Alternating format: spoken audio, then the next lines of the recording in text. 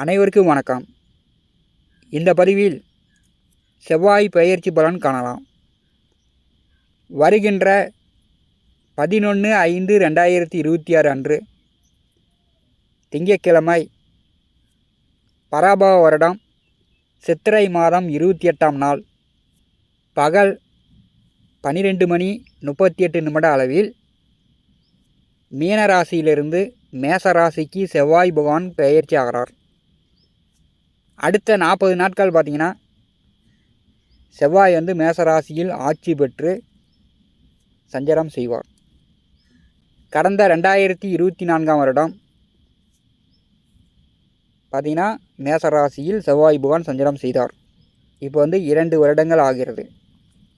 முதலில் செவ்வாய் பகவானை பற்றி அவருடைய காரகத்துவங்களை பற்றி காணலாம். செவ்வாய் பகவான் மங்களக்காரகன். செவ்வாய் நன்றாக இருந்தால் திருமண வாழ்க்கையில் பிரச்சனை இல்லை. வீடு மனை நிலம் சொத்து வாங்குவதில் பிரச்சனை இருக்காது. உடலில் இரத்தம் சார்ந்த பிரச்சனை இருக்காது. செவ்வாய் நிலமகன், சகோதரக்காரகன், தைரியக்காரகன். மேச செவ்வாய் அரசு டிபார்ட்மெண்ட்டு, நிற்காமல் இயங்கக்கூடிய வேலை, போக்குவரத்து, காவல், மருத்துவம், இராணுவம், இந்த மாதிரி யூனிஃபார்ம் சர்வீஸ், அதே மாதிரி விவசாயம், ஆடு மாடு, கொம்புள்ள மிருகங்கள். செவ்வாய் இயற்கையாளன். செவ்வாய் பகவானுடைய காரக தொழிலில்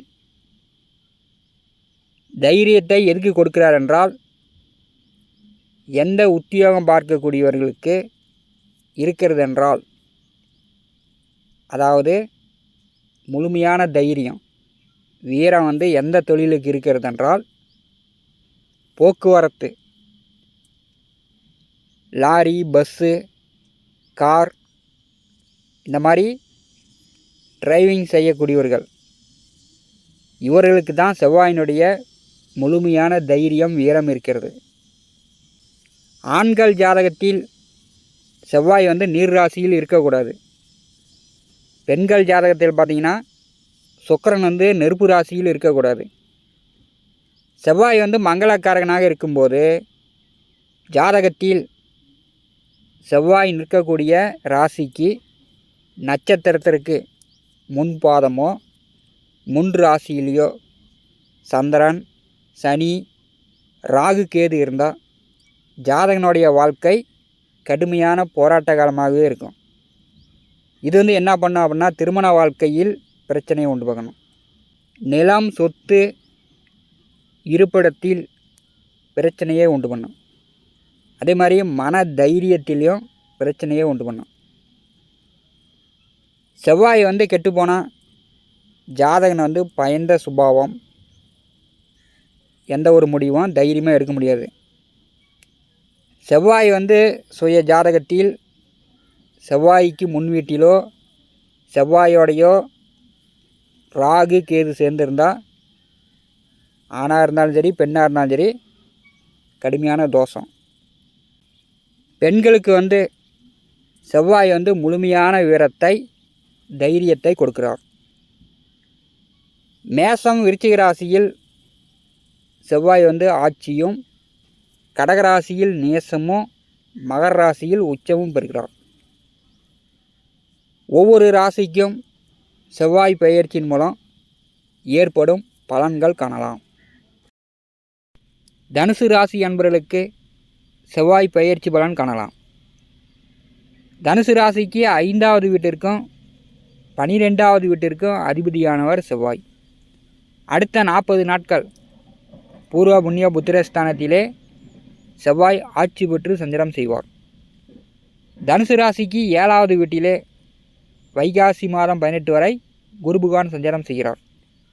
தனுசு ராசிக்கு 9வது வீட்டிலே கேது, கும்பராசியில் ராகு, மீனராசியில் சனி பகவான்.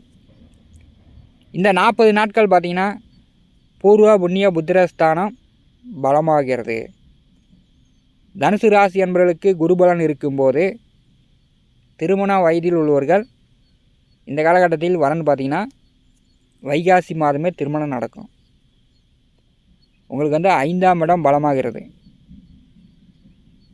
மலை மேல் இருக்கக்கூடிய முருகன் கோயிலுக்கு சென்று முருகனை தரிசனம் செய்வீர்கள்.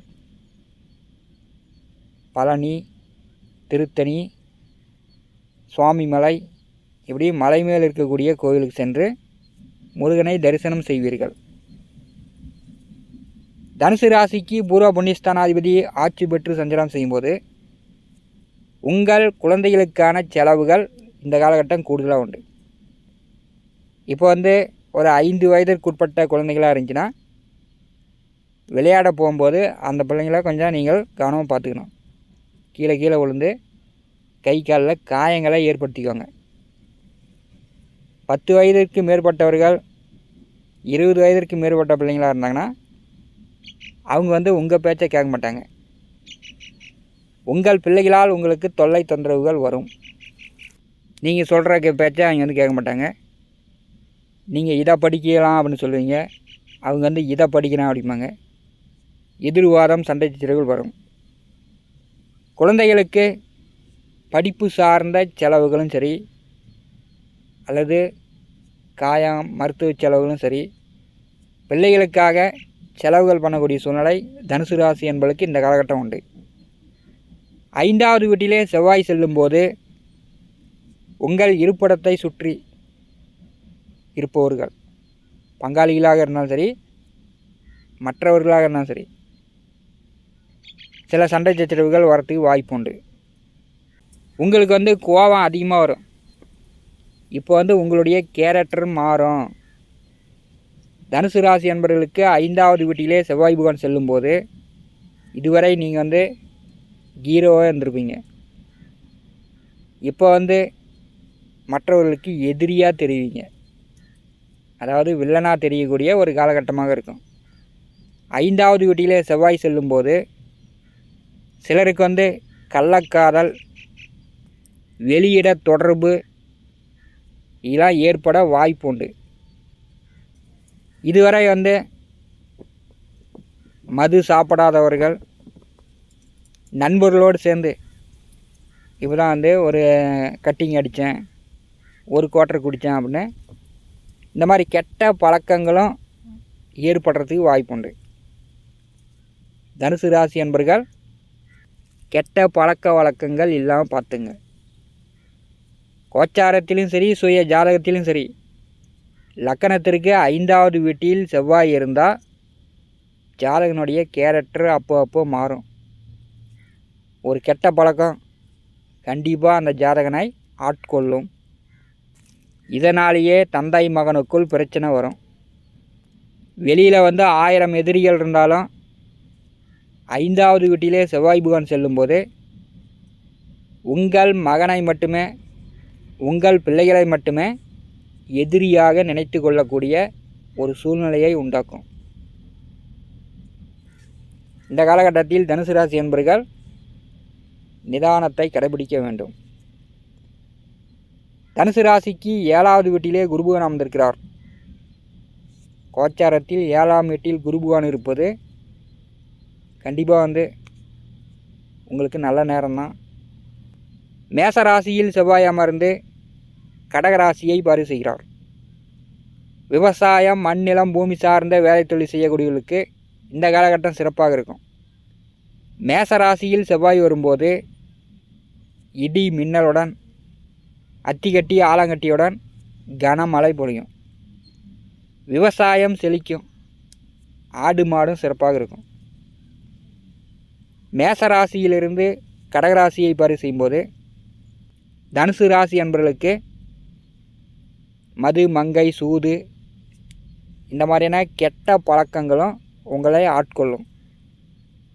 அதே மாதிரி உங்கள் குழந்தைகளை நீர்நிலைகளுக்கு செல்லாமல் பார்த்துங்க. தனுசு ராசிக்கு 5வது வீட்டிலே செவ்வாய் இருந்து நேர் 7ஆம் பார்வையால் 11வது வீட்டை பாரி செய்கிறார். சிலருக்கு வந்து மூத்த உடன் பிறந்தவர்கள் மூலமும் பங்காளிகள் வழியிலும் சில சங்கடங்கள் வரும். அவங்க வந்து உங்களை கட்டுப்படுத்தலாம், இல்லைன்னா நீங்கள் அவங்கள கட்டுப்படுத்தலாம். பேசாமல் இருக்கக்கூடிய சூழ்நிலையும் உண்டாக்கும். செவ்வாய் புவனுடைய நேர் 7ஆம் பார்வை துலாம் ராசியின் மேல் விழும்போது வியாபாரம் செய்யக்கூடியவர்கள், ஏற்றுமதி இறக்குமதி பிஸ்னஸ் பண்ணக்கூடியவர்கள், தங்க நகை வெள்ளி நகை ஆபரணங்கள் தொழில் செய்யக்கூடியவர்களுக்கு இந்த காலகட்டம் சிறப்பாக இருக்கும். அதே மாதிரி பஞ்சாயத்து பண்ணக்கூடியவர்கள், மற்றவர்கள் பிரச்சனையை தீர்த்து வைக்கக்கூடியவர்கள், பொது சேவை ஈடுபாடு உடையவர்கள் இந்த காலகட்டத்தில் கொஞ்சம் கூடுதலாகவே தாராளமாக வெளியில் மற்றவர்களுக்கு உதவி செய்வீர்கள். ஆனால் குடும்பத்தில் தன் பிள்ளைகளுக்கு உதவி செய்ய மறந்து விடுவீர்கள். கண்டிப்பாக தனுசு ராசி அன்பர்கள் உங்கள் பிள்ளைகளை மருத்துவம் படிக்க வைப்பீர்கள். 2 டிகிரி 3 டிகிரி தாராளமாக படிக்க வைக்கக்கூடிய அமைப்பு உங்களுக்கு உண்டு. செவ்வாய் புவனுடைய 8ஆம் பார்வை தனுசு ராசிக்கு 12வது வீட்டின் மேல் விழுகிறது. உங்கள் குழந்தைகளை சார்ந்த செலவுகள் அடுத்த 40 நாட்கள் கொஞ்சம் கூடுதலாக இருக்கும். அது படிப்புக்காக இருக்கலாம், மருத்துவத்திற்காக இருக்கலாம். ஆனால் செலவுகள் கூடுதல். தனுசு ராசிக்கு 12வது வீட்டை செவ்வாய் பகவான் பாரி செய்யும்போது சிலர் குடும்பத்தை விட்டு வேலை விஷயமா உத்தியோக விஷயமா வெளியில் தங்க வேண்டிய சூழ்நிலையும் தனுசு ராசி என்பவர்களுக்கு இந்த காலகட்டம் உண்டு. எதிர்வரக்கூடிய இந்த 40 நாட்கள் தனுசு ராசி என்பவர்களுக்கு பூர்வ புண்ணிய புத்திரஸ்தானாதிபதி 5வது வீட்டிலே ஆட்சி பெற்று சஞ்சாரம் செய்யும்போது குலதெய்வ வழிபாடு செய்து கொள்ளுங்கள். நம்முடைய T70 ஸ்டுடியோ யூடியூப் சேனலில் தினந்தோறும் ஜோதிட பலன்கள் பதிவிடப்படும். நம்முடைய சேனலை பார்த்து கொண்டிருக்கக்கூடிய அன்பர்கள், இதுவரை சப்ஸ்கிரைப் செய்யாத அன்பர்கள் மறக்காமல் நம்முடைய சேனலை சப்ஸ்கிரைப் செய்து கூடவே இருக்கின்ற ஆல் பட்டன் அழுத்திங்க. நன்றி, வணக்கம்.